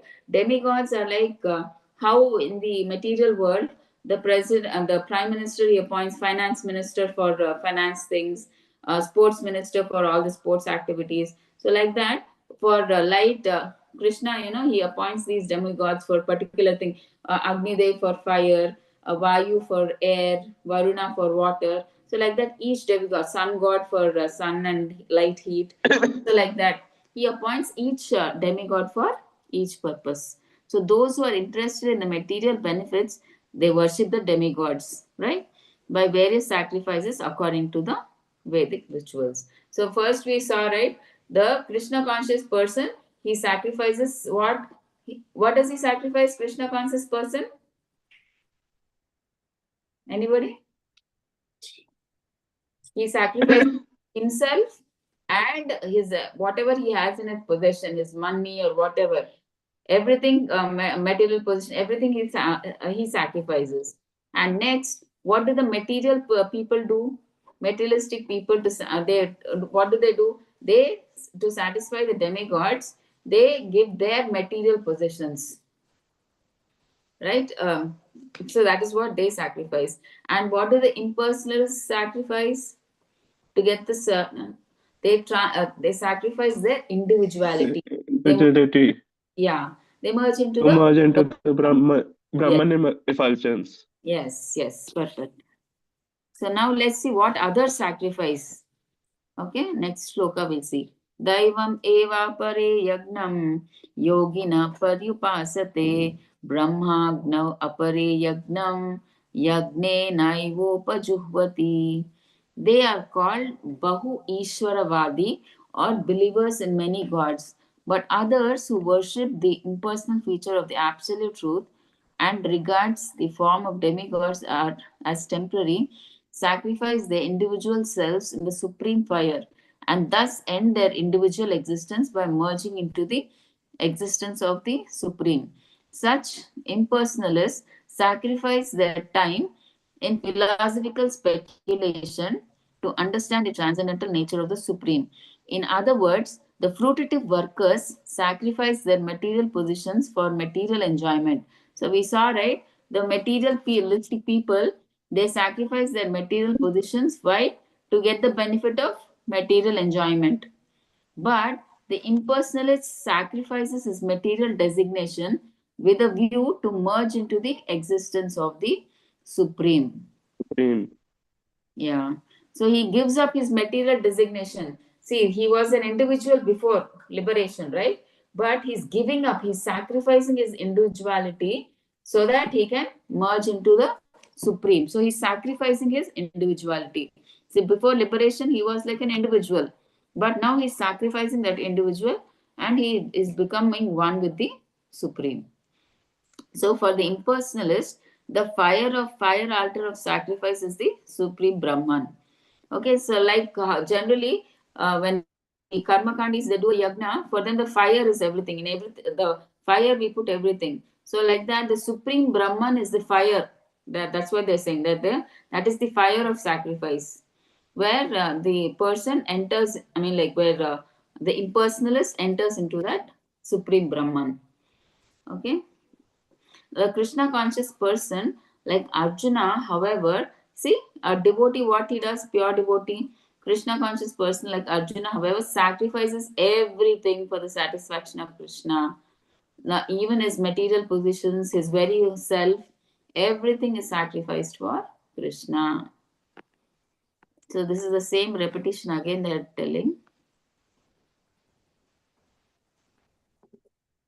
Okay, same thing is repeated.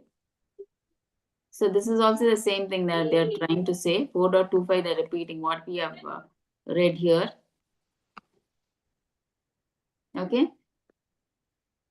There are two types. Sacrifices are two types. One is like material, we said, and one is spiritual. One is sacrifice of worldly possessions, right? And one is sacrifice of transcendental, for sacrifice done for transcendental knowledge. Yeah. Okay. Then what is the aim of sacrifice? Aim of sacrifice is one, but varieties differ. So we saw, right, each what the aim, why they're doing the sacrifice is one. They want to get something out of that, but varieties differ because each is giving something else. What they're sacrificing, something different. Okay, so that's why they're saying aim of sacrifice is one, but varieties differ superficially. See, different categories of sacrifices by different types of performers only superficially demark the varieties. So, only varieties are there different, but the goal of sacrifice is one. So, factual aim of all sacrifices is to satisfy the Supreme Lord Vishnu, who is also known as Yagna. Okay. Now we saw, right, demigod worshippers. What will they sacrifice? Demigods, they worshippers, they sacrifice their material positions, right? They give for material enjoyment. Okay, and they worship different demigods. Now, impersonalists, what do they sacrifice into the Supreme Brahman? Their own identity. Yeah, before liberation, they were individuals. So, after liberation, they merge into Brahman effulgence. Yeah, they lose their individuality. That is what they are sacrificing. And now, a Krishna conscious devotee, he gives himself and everything, all his possessions. That is what he's sacrificing. Okay. So now we'll see about this material loop. So that's what they're saying here. This is very important. Okay. This material loop. We'll see. So please see this slide. Ignorance. When we are in ignorance, it leads to sinful life. So sinful life binds us to material existence. The more sinful life we do, the more we are attached to material existence.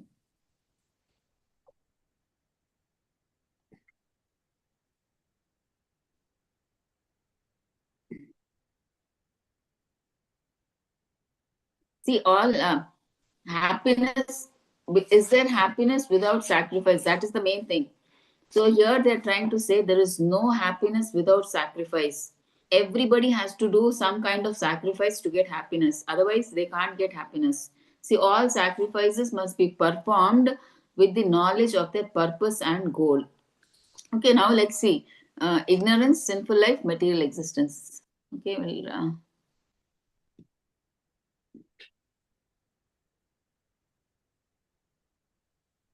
okay, so this material loop means when we are in ignorance, what is that ignorance that we have?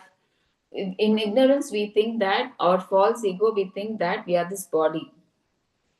Okay, and we don't understand that we are the soul. We think that we are the body, and because we think we are this body, we do all kinds of activities, good or bad, sin, everything we do. sinful activities we do. So when we do sinful activities, we get bad karmas, bad or good karmas, be it good or bad, we get karma, right? So because of that karma, we have to come back and suffer the, I mean, like suffer or enjoy those reactions. So we get repetitively caught in this cycle of birth and death just because of ignorance, because we don't understand that we are the soul. We think that we are the body, and out of false ego we think everything in this material world is meant for my enjoyment. But in actually we are soul, we are meant to serve Krishna. So that is the reason we are trapped up in this material loop. We think we are this body and we are meant to enjoy in this material world, and we do karma. We get good or bad karma, because of which we have to come back and suffer in this material world, and we are caught up in this cycle of birth and death. So, what is the spiritual solution for that? To come out of that material loop? Knowledge.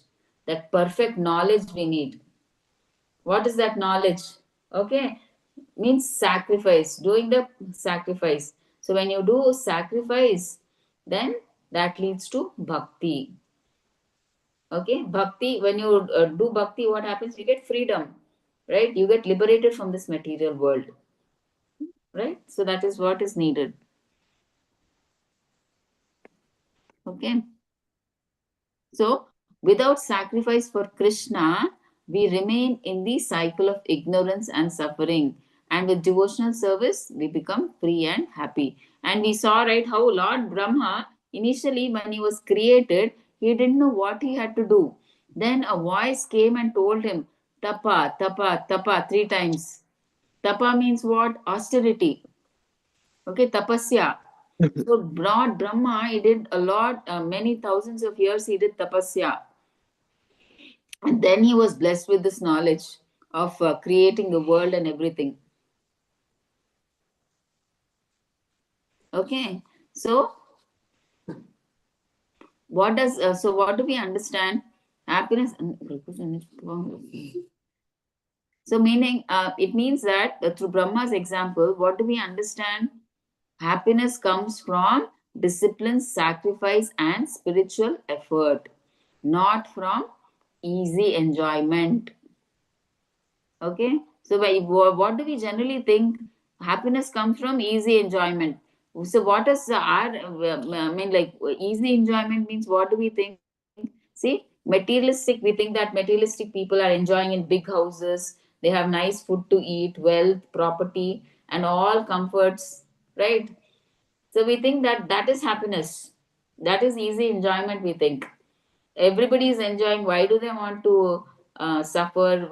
I'm happy, right? I'm living in a big house, I have nice food to eat, nice wealth, I have property, everything I have. We generally think, right?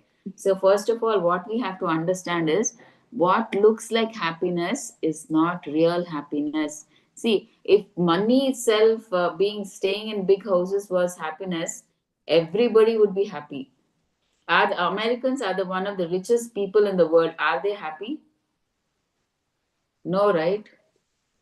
If money is buys everything, then everybody would be happy.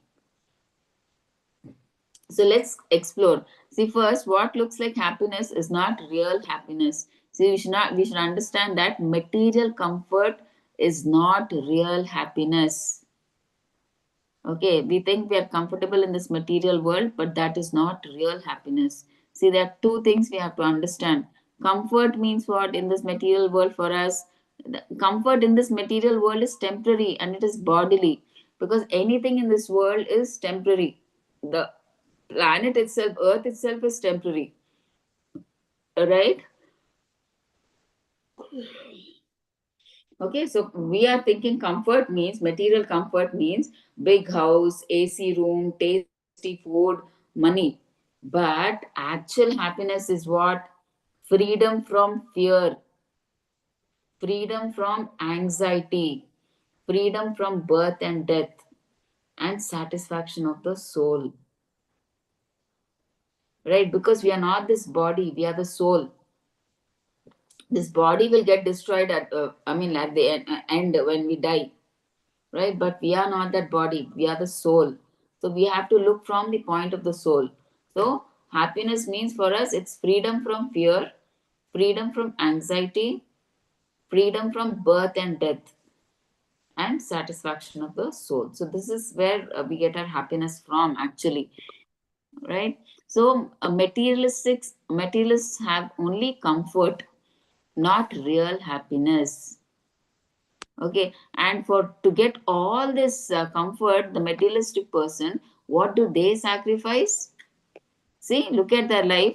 To get wealth, they work 10 to 12 hours daily. They face stress, competition, office pressure, tension, health problems, family conflicts. So, all this they have to sacrifice. So, now is that enjoyment or tapasya? To work for. Mataji, Yes, Prabhuji? Mataji, in the actual happiness, which was the fourth point, which came after birth and death, freedom from birth and death. I don't know, Prabhuji. You told Satisfaction there were of four. the soul, Prabhuji? This one? This one? Satisfaction of the soul? Yes, Mataji. Yeah, because we are souls and we are not the body. So we need satisfaction for the soul and not for the body, right? So that's the thing. So they do so much sacrifice. They work for 10 to 12 hours. They face stress, competition just to get temporary comfort. Just for so much they have to face, right? To face stress, competition, office pressure, tension, health problems, family conflicts. So it's not, is that enjoyment or tapasya? So it is you, that is not enjoyment, right? Working and facing health issues, it's not enjoyment. It is also kind of tapasya. But this tapasya we are doing for sense gratification, for our sense gratification. Example, see a student, he studies hard to get marks. Right? A businessman, he works hard to get money. Right? He gets money. So similarly, a materialist, he sacrifices peace. Right? He works for 10 to 12 hours at the cost of his health, his sleep, his food, everything, just to get temporary luxury. Okay, he sacrifices everything. So he gives up his peace. So, one point we have to understand. So, no one enjoys without sacrifice. So, we saw that this materialistic person, he works so hard and does all this, then only he gets the comfort of a house or whatever, all those things, AC and everything. So they sacrifice. No one enjoys without sacrifice. So everybody they have to do some kind of sacrifice so that they get some kind of enjoyment. So now the materialists, they sacrifice their peace and time. Third, now we should understand their enjoyment is temporary and mixed with suffering. Okay, in Gita 5.22, Krishna says that pleasures born of sense contact are sources of misery. They have beginning and an end. See, initially these pleasures that are there, initially they give us happiness, but in the ending it ends with pain. Starting it gives pleasure and it ends with pain. For example, you see, when you eat tasty food like junk food or oily food, it tastes so nice. But if you eat them on a daily basis, what happens? In the end, it is pain. It gives disease, right? And the wealth also. If you keep on hoarding wealth, finally what happens? It ends with pain, anxiety, so much anxiety. Oh, where do I have to store all this money? I have to do a FD, or I have to buy a property. I have to store it in a bank. So you're in full anxiety. And if you take a buy a big house, what is the initially it may sound nice, pleasure, but in the end it is pain, because you have to maintain such a big house. Maintenance requires so much of cost, right? Maintenance stress will be there. And attachment, fear of loss. So if you are attached to something in the material world, you are under the fear that you will lose it at any point of time, be it your family member or your cell phone or something like that, anything which you're attached to, you are always in a fear that you may lose them, right? So mixed happiness means not real happiness. So this is not real happiness. Okay, so this is all temporary happiness. So next, karmic result, hidden suffering. See, even if someone looks happy now, See, we may think, seeing somebody, we may think that okay, they are happy now. Why are they happy now? Because in their past karma they did something good, pious. So that's why they are able to get all that wealth and comfort. Okay, they're able to enjoy that wealth and comfort now. But at the same time, their new karma is forming.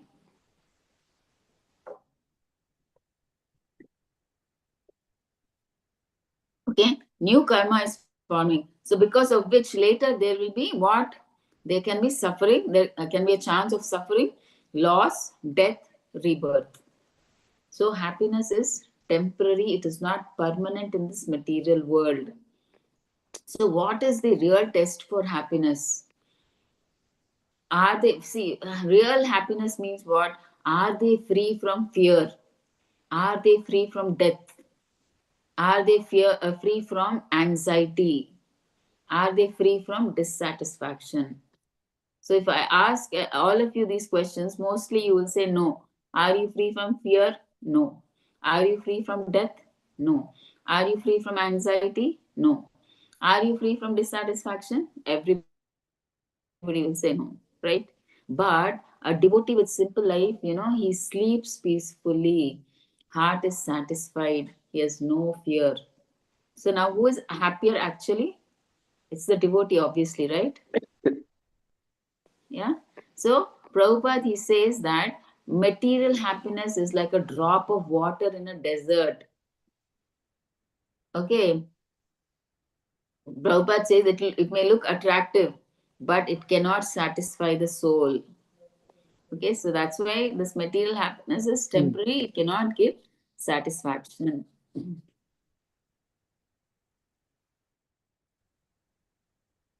Ba Krishna.